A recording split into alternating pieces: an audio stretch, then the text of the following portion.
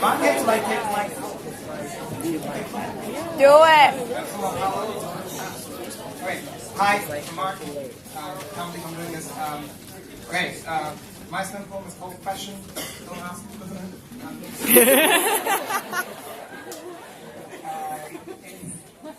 It's actually rather serious. I'm just going to take you on a tour de force for my head.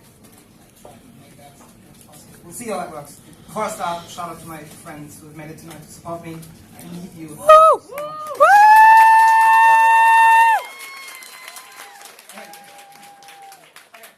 I'm Martin. I like rain. I like waves. And I like stars. A lot. Okay? Yay!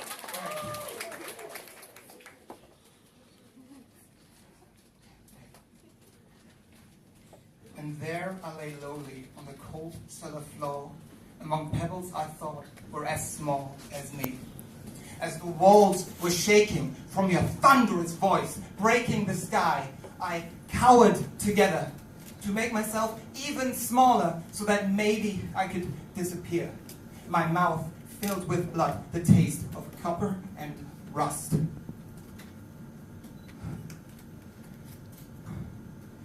I was shaking, and I was not knowing what I was doing. I was but a boy, but I was broken, and I felt ancient. An eternity earlier that day, you came home, and home wasted into you again. I tasted rot. I smelled beer. My heart started racing. Faster, faster, a race for its life, hoping that maybe today I'd be spared. My thoughts, shooting stars, existing mere seconds before they wandered off into the night.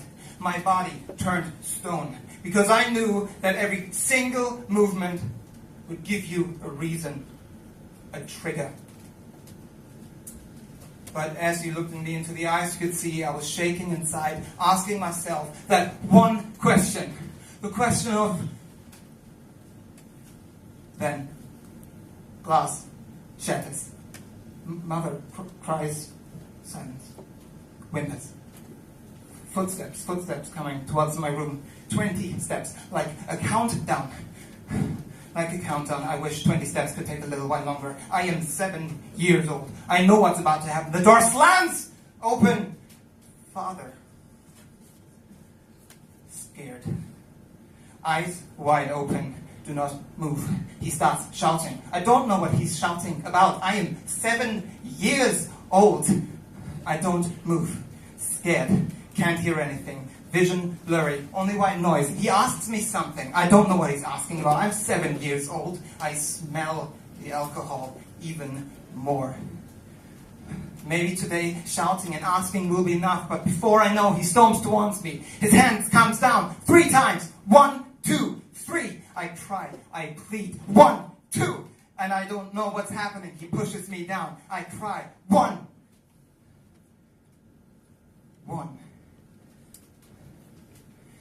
I plead. He puts his hand on my mouth. 1, 2, pleading, but muffled. I struggle. Clothes tearing. 1, 2, 3, 4. I taste my blood. I taste his sweat. 1, 2, 3, 4. He stops. Breathes heavily. Silence. He drags me by my right foot to the cellar. Leaves me in the middle. The floor feels so soft. Shouts. Closes door. Key locks. And I'm left laying lonely on the cold cellar floor among pebbles I thought were as small as me.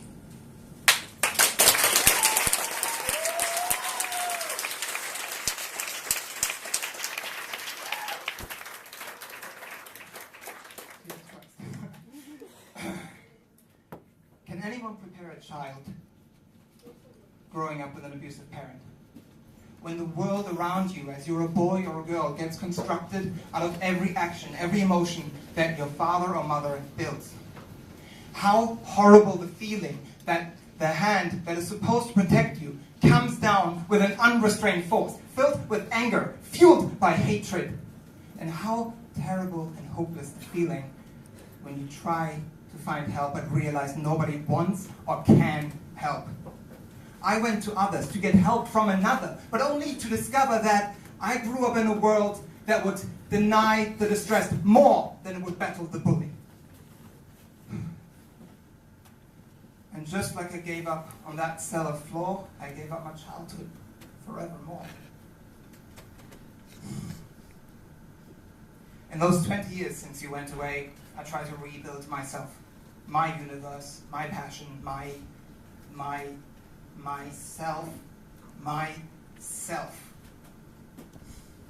But the foundation of that person that I tried to build so hard turned out to be nothing but a mere house of cards.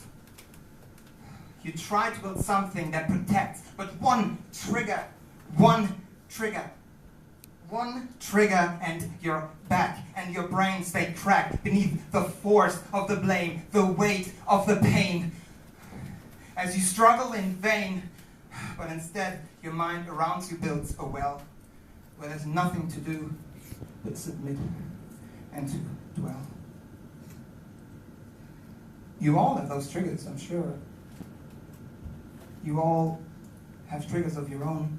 It could be something as simple as an image you're shown of a well-meant intention, a joke on a whim, a noise, a scent, or you look just like him. I really don't.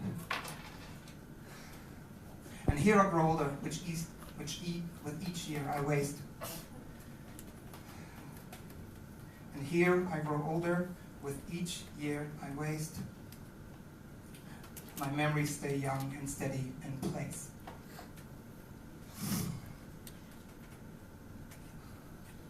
And with each new person and trial I face, I'm remembered of that one question. And that question is, why? As in, why did he hate me? Was it something I did? Or why did he hurt me? Because he was an alcoholic? Or why every single time I see a father play with their child, I want to scratch out my eyes?